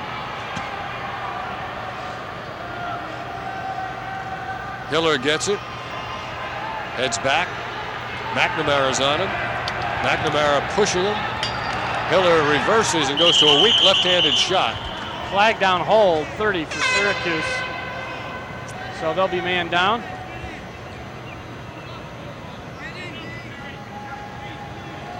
As the far side official makes the call. Where are you getting glass? So we'll see what Syracuse does. Fourth man-up opportunity for UMass.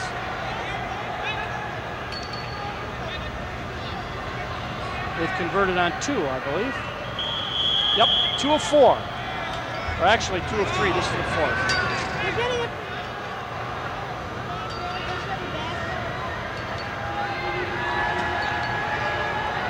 Now McAlevey back to Soudan. McAlevey across the goal mouth.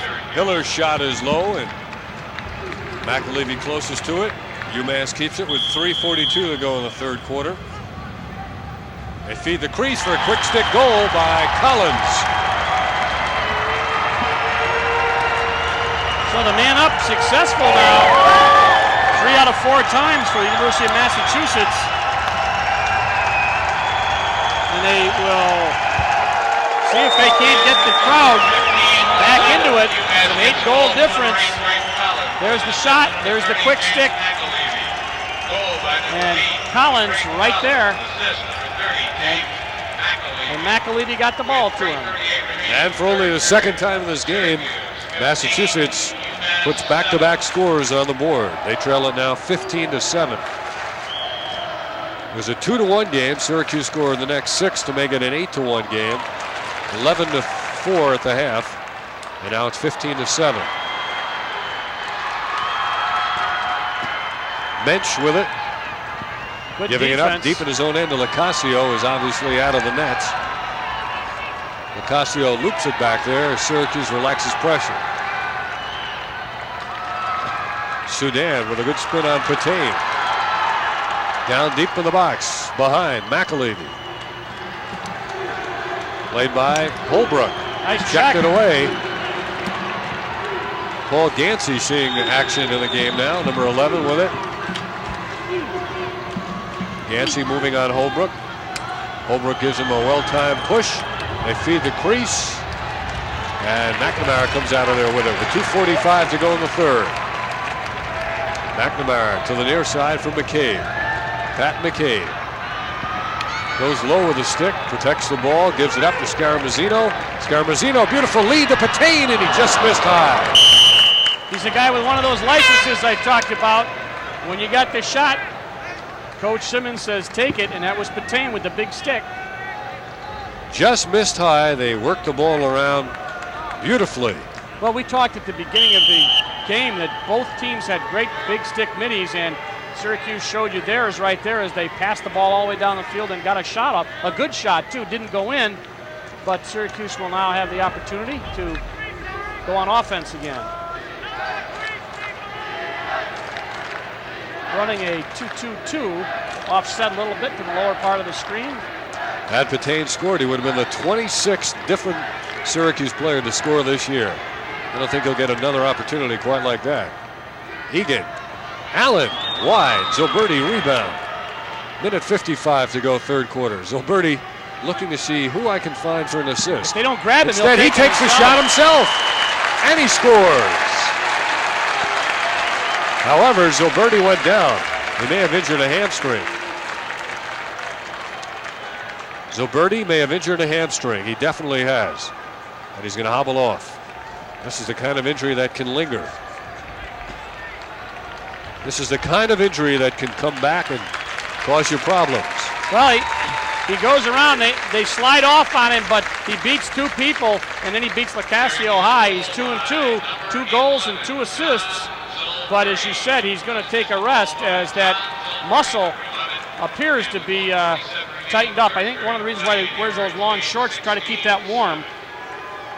It appears to be a hamstring. Syracuse is up the count to 16-7. Brooke Chase takes John Zilberti's place on the attack, the bookend. Here is Durgel again.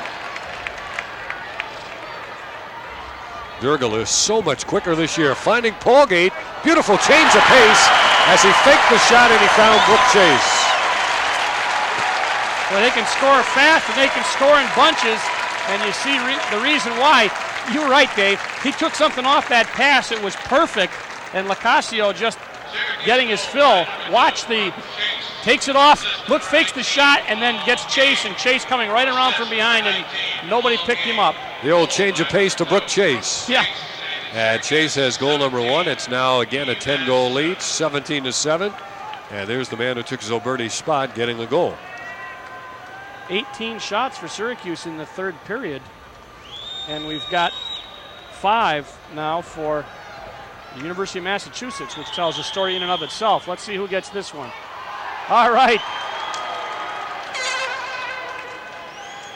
Another one lost on a penalty by Syracuse. Schimmel coming off, along with Durgel. Down on the turf. Oh, he grabbed it with his hand. You can't do that, Bill. Yeah. Durgel lets everybody know that he's there and then takes a stick back. Here's a one-on-one move, and Schluter had him tied up pretty well on the shot there by Patrick Kane. Went wide. There's John Zilberti. And he gets some fluids in him. Yeah, maybe it's just a cramp. Yeah, putting some ice on it. Minute 15 to go in this third quarter. Stouffer went over the top and down. McAlevey, I believe it is, coming in. Checked away from him and a whistle.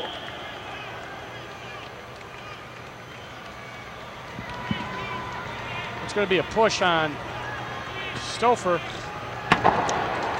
Lacrosse games here in the Carrier Dome tend to run longer than just about anywhere else because of the fact that the field, being artificial turf, allows a lot of balls to roll out of bounds, and that stops the clock. Plus the fact Syracuse scores a lot, so they play maybe 10% more, 15% more than most teams in a given game. Face-offs take a lot of time, too. You have to go out and set it up every time, so you're right, it does. Nice fake there. The extra man opportunity for UMass. Bergen to Soudan, back to Bergen. McAlevey in the slot. Collins, a nice behind-the-back deal, and Calum was there. I'm convinced, Dale, it's anticipation that makes the goalies have successful days, and that's really been anticipating well today. It's not just reaction. Schluter giving it to Owens. He'll split the defense. Burns coming in from the right. Owens stops. Earl Hall coming on, signaling his availability. Owens reversing on Stevens. Owens left hand from behind. They feed in front. Rebound kicks out to Earl Hall. Hall may take one shot or try to get it behind. They don't see the clock and time is running out. The end of the third quarter, and Syracuse leads it by 10 at 17-7.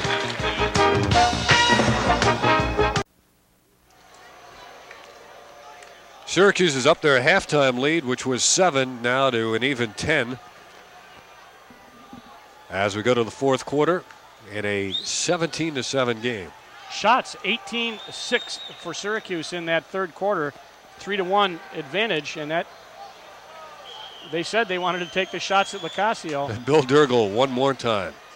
Durgel feeding it to Egan. Egan waits. Now he shoots and scores. Man, he just waited for the crowd to pass in front, and a dejected Sal LoCascio has just surrendered his 18th goal. Coming in, I think his goal against average was about 6.4.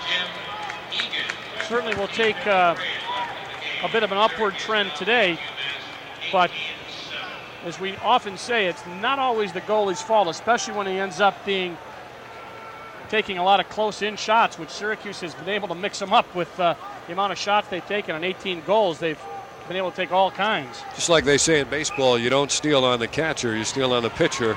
So too in lacrosse. Just because you put it by the goalie doesn't mean it's his fault. Here comes Paul Gait. He reverses. He's coming in. He shoots. He scores. That is goal number 6 and a new career high for Paul Gait.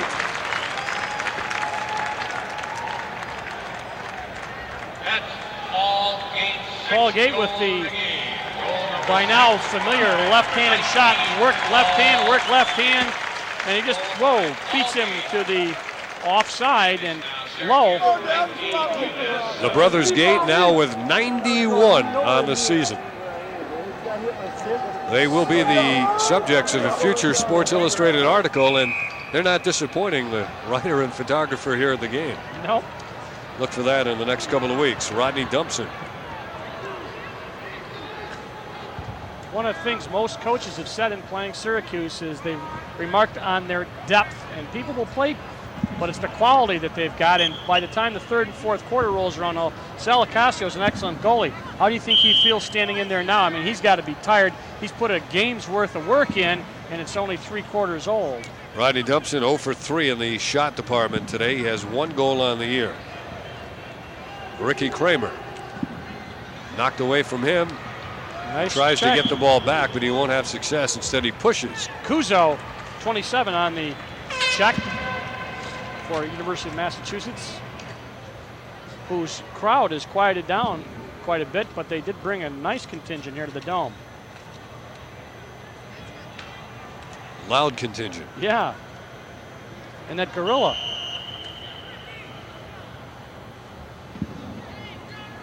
LoCascio takes it out to the wing. Bench up ahead now to Susai and back to Collins. Return to Susai, intercepted or deflected at least by Schluter. The Big Sticks reach out to try to get the ball back. Collins is going to get it instead. Greg Collins, junior, majoring in exercise science out of Longmeadow, Massachusetts. Here's the move being made on the crease. Nobody picks up Gansey.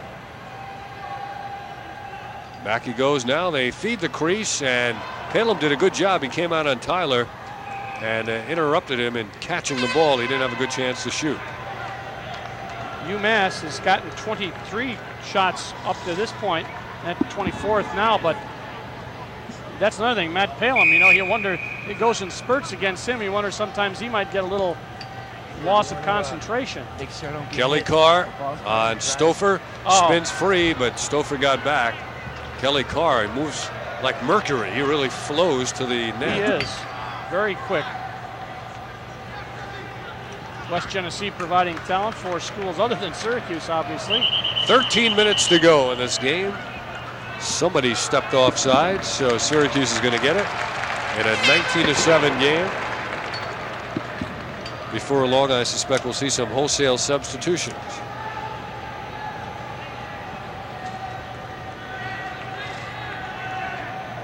A couple of minutes ago, we were talking about the fact that a lot of balls go out of bounds on the artificial turf and stop the clock. We're reminded that the surface here, not only is it artificial, but it's flat. And it's the only one of its kind like that in the country for an indoor stadium. The map, when you step on it, kind of throws you in a little different direction when you put your foot down on it. It's a great facility, however, obviously. Here's Owens, makes the move, and he comes in. I've got to check with Pete Sala here at the Dome and wonder about places like the Astrodome and the Kingdome where they also play baseball. Maybe for a football stadium. Uh-oh. Nice shot. Oh, nice and there save. it is as Caleb went down to play that one beautifully. Cujo, nice shot. Transition back up, but LoCascio comes up with it. LoCascio at the other end gets it up to Stevens.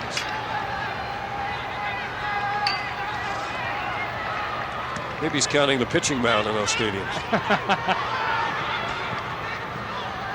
12 minutes to go in the game, and a 19-7 Syracuse lead. Kelly Carr taking a couple of shots on the backside from Stouffer. Knocks the ball away, and Carr regains. Over now to Jim McAlevey.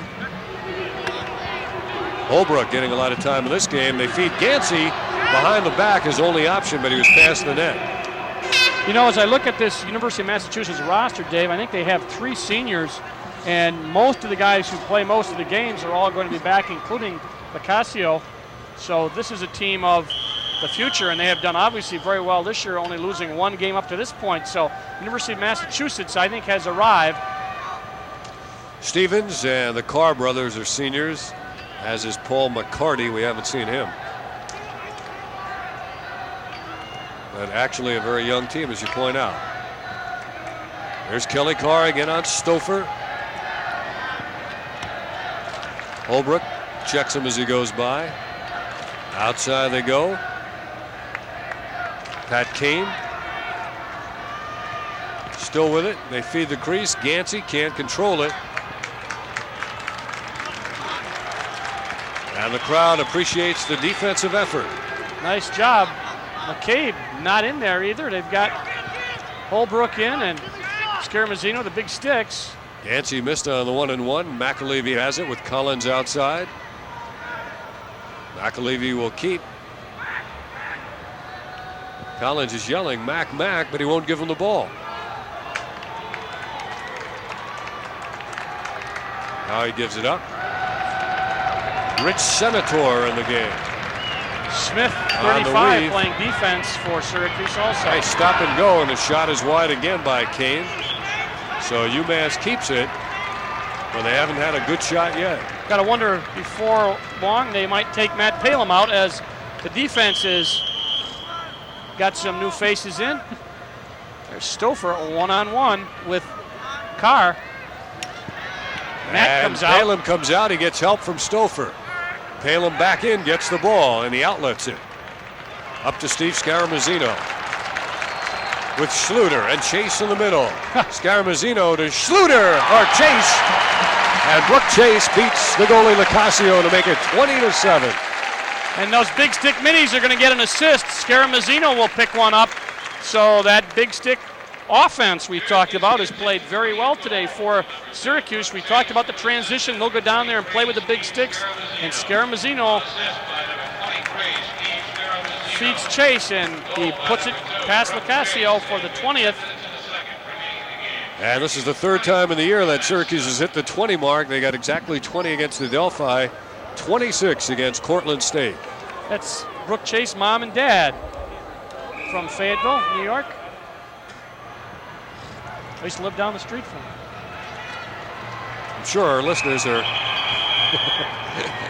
writing that one down. Yeah. Started out at Hobart, which I thought was kind of interesting. We've run into a number of transfers. Roos transferred from Rutgers, so a lot of people start out some places and end up others in the game of lacrosse.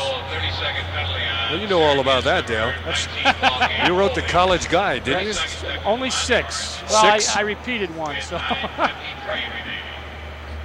there's Gary Gait, shot from the back. You know, those helmets are not, if you haven't seen, are not like football helmets. They are much less sturdy, I guess you'd say, but and you don't realize how much punishment they take till you look at some of the bars on the face masks after the season. I guess they're lighter than they used to be, but they're still surprisingly heavy if you put one on and consider how much running around you have to do. 20-7 with 9.5 minutes to go.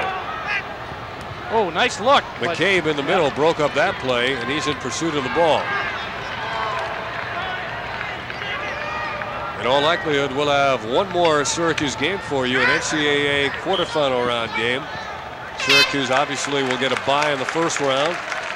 They will be hosting a game on May 22nd and then hosting the national semifinals and championship games Memorial Day weekend on the 28th and the 30th. And once again, tickets will be on sale during this week at the Carrier Dome office. The two-day event for 3 games is priced at $18. Good hustle by Palem. Got the ball back for Syracuse. He didn't know if they'd made the call, I guess, but he got the ball way back. And Syracuse on the shot. Have an opportunity. By the way, John Zilberti is up and standing on the Syracuse bench, so if he had a cramp, obviously it's not hurting him now as much as it did a while ago. Ricky Kramer, Greg Burns, and behind to Chase. Chase for the stuff. And Chase gets the hat trick, and LoCascio, I think he's a little bit perturbed with his defense or lack of it. He just flat out dropped his stick. This is one of the nation's finest goalkeepers, and he's going to feel quite down at this point. Well, Chase is behind and nobody picks him up. I mean, it's not even a question of the fact that, that he outran somebody. They just were confused. Massachusetts has been confused about who takes who, and Matt Palem is not confused because he had a great game, gets a big hug from his coach and a couple of high fives from his teammates. So Matt Palem checks out at the 8:49 mark. Sure, LoCascio wouldn't mind if he got the same treatment. Lee Hine is in the nets now for Syracuse. Get a push. It'll be Lee Hine to get tested as the ball will go UMass way. Lee is the freshman out of Relay, Maryland, 5'7". 155-pounder, went to St. Paul's. Relay, Maryland. Again, I'm not quite sure exactly where that is, so maybe one of our viewers on Home Team Sports would drop us a line. We'll give you the address as time permits. 8.5 minutes to go. It's 21-7. There's a shot and a save by Lee Hine from Relay, Maryland, wherever that is. Holbrook comes up the sideline. To Patain, to Brooke Chase. Who obviously knows his mom and dad are in the audience. He's had a great game today. Persing with a fake as he heads off the field. Owens comes on. Allen comes on along with Kuzo. Owens with the ball now. Been a long game for LoCascio, and it's not over yet. 47 shots worth for LoCascio. And they're going to stop play as the bench official tooted the horn. And there's a procedure penalty somewhere on perhaps a substitution. Technical. Jake Kern making the call. Illegal procedure called on UMass. Technical 30-second penalty with Matt Palem credited with 13 saves. Let's see if we can get a word with him when the game is over, because he played one fine game. Yes, he did. And he has, I think, improved steadily. The only game we saw him having trouble with Cortland, Dave, and they got to him early on some fast break goals, but he has been very steady and very, very brilliant on occasions. So he's making the big saves and coming into his own, I think, as they head down towards tournament time, and that's what you want to see. And that helps, too, when your teammates can put 48 shots on and your defense can help hold down the other team's offense. Jeff Salinger in the game now for the University of Massachusetts. LoCascio plays the bouncer from Greg Burns and outlets it in a hurry, but too far. Closest man to it for Syracuse as it goes out of bounds.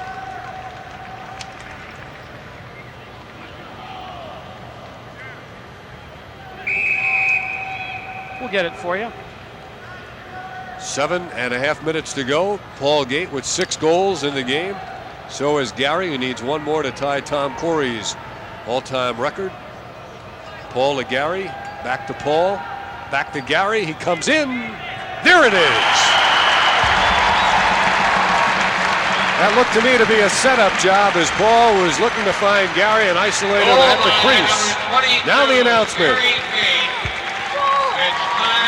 Syracuse University record for single season scoring.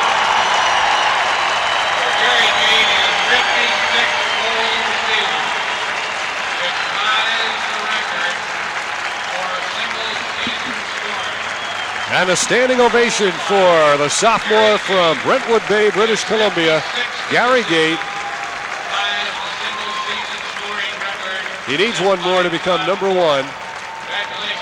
We had the pleasure of watching Tom Corey set that record a few years ago. Corey possessed great shot. A very, very hard shot. Now an assistant coach down at Cornell. Brooke Chase picks it up. 22-7. Syracuse's second highest scoring output. Kramer against LoCascio. In the crease after the shot, and Sal LoCascio gives him a pat on the back. That's a nice thing to do because Sal LoCascio knows what it's like to have a tough day, and he has had one here today. 22 goals, and he's been in there the whole time. Up until today, the highest amount of goals given up by Massachusetts was in their first game of the year when Loyola of Maryland got 14. Syracuse now at 22 with 6:50 to go. Greg Collins being pursued. Syracuse getting some new names and faces in there. Neil All is in. Nick Boynton is in. There's a shot that's wide by Rob Persing. Let's see, has Persing scored this year? Yes, he has one. Persing, the short stick on the big stick midfield. They take a well-earned rest over on the bench, as we said. Featured in the top of the show, and they responded, playing very, very well and getting a goal and assist. Jim Poley is in the game, number 17. So is Matt Moore. Dennis Simmons, number 40. Brooke Chase and Greg Burns. Chase feeding the crease, blooped over the top of the net. Syracuse keeps it. I'll bet Brooke Chase would be quite a star on most other lacrosse teams. Well, that's when we talked about the depth. That's the thing that's kind of scary. Syracuse has so much talent. Greg Burns checks out. He had himself a 3-goal game. And Paul Gait and Gary Gait are back on. At least Gary is. Now let's see if they set him up for the record. Here's Gary Gait. He's checked. He gets it back. He pops it in the air. He regains it. Checked away again. He surrounds it. Loses it. Picks it up one more time. Here comes Gary Gait. The shot is wide. You know what he's gunning for. Well, I think they want him to gun for it, and the fans are up and down every time he looks like he's going to get a chance to score. Good spin move. They feed it up top. Rolling back to midfield. Kick back into the Syracuse half of the field. And the crescendo begins. It'll rise appreciably each time it's in the stick of Gary Gait, like right now. Clear out. There it goes. Gait having trouble keeping it in his stick. He draws the double team. He goes by the double team. He fakes. He gives it up. He looks for the return feed from Brooke Chase. Now he'll get it from behind. Will he work one-on-one? Crowd thinks so. They clear out. And here comes Gary. LoCascio's waiting. Well, he can't get the shot away. LoCascio gathers it in. Gary stands in front of him. He goes back, plays defense. Now they're going to give him a chance to. Adam Rodell gets it up to midfield. 4:50 to go. Zusai gives it up. The return. Carignano, number 9, is in the game. Carignano has it with 4.5 minutes to go.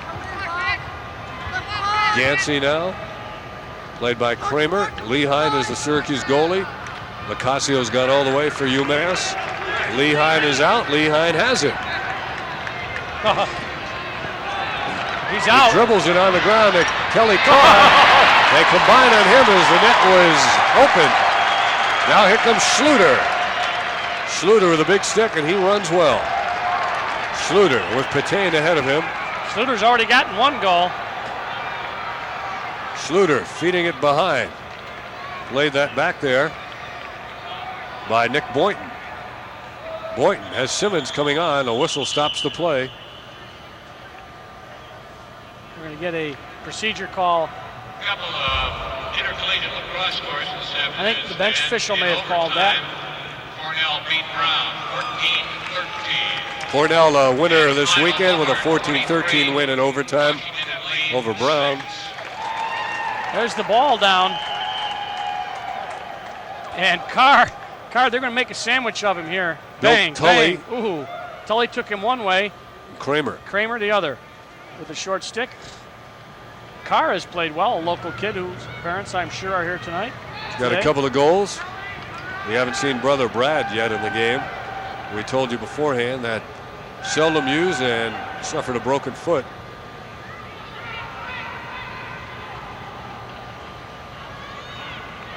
Now UMass gets it down into scoring position. They're trailing 22-7. They've not scored in the fourth quarter. Down to 3 minutes and 15 seconds. There's a shot. It's over the head of Lee Hine. Got a good shot off. Tyler. Syracuse now sending Brett Jefferson into the nets. So they divide up the remaining time. Dan Lannon checks into the game as well, replacing Mark Stouffer.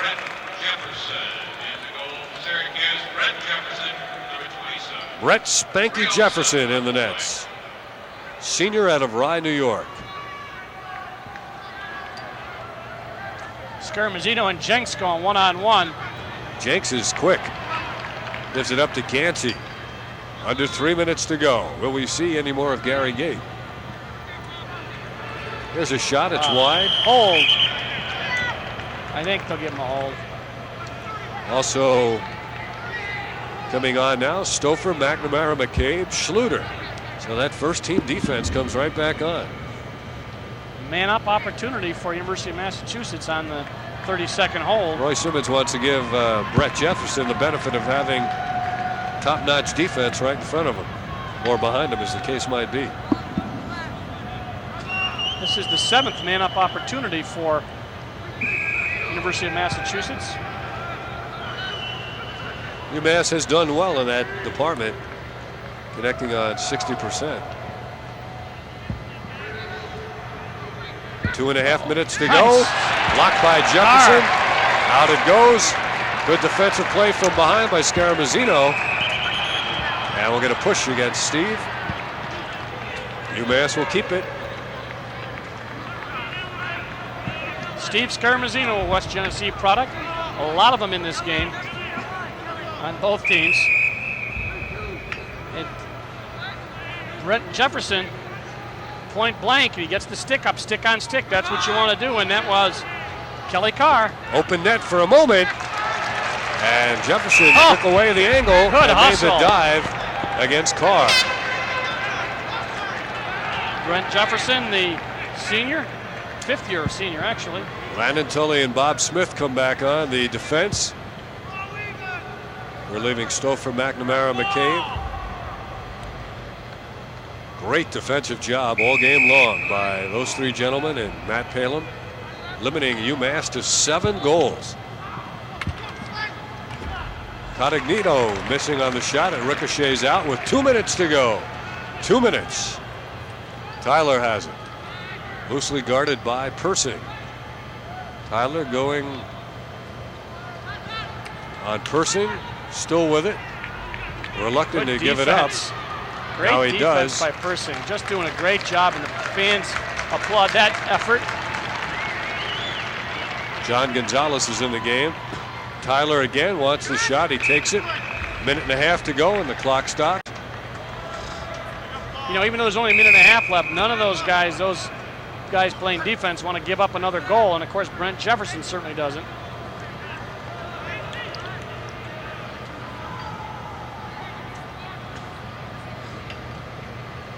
Down to 1:15. Jenks with a bouncer, and there's Jefferson with a save. Could be a break opportunity. Syracuse comes out. Schluter. Oh, he regains it nicely. Ball out of bounds. Gary Gait was about to come into the game. Pass intended for Boynton, but it went out of bounds.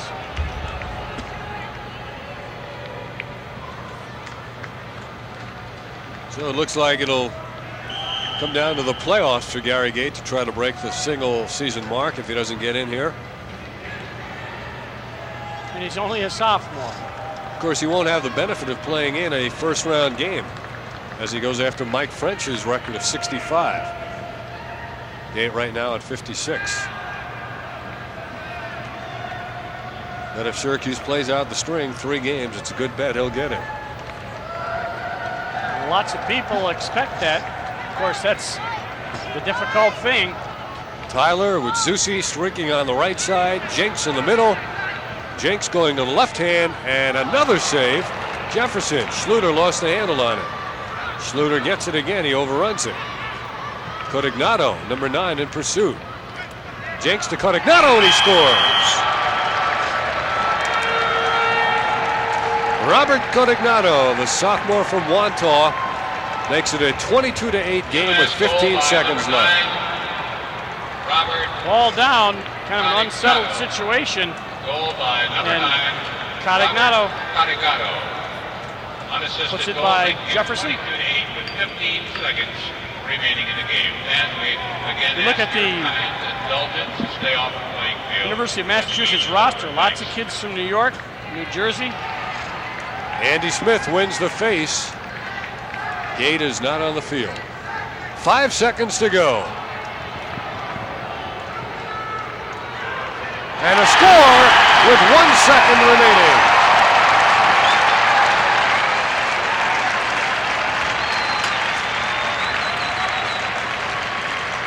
Syracuse 23 and University of Massachusetts 8. Mark Knott gets the goal. And that is number 2 on the year for Mark Knott. With 1 second remaining. Mark Knott, number 28, gets the Syracuse goal. Fans Number 28. stand and applaud as this one is all over. Final score, Syracuse 23, UMass 8. So Syracuse completes an undefeated regular season.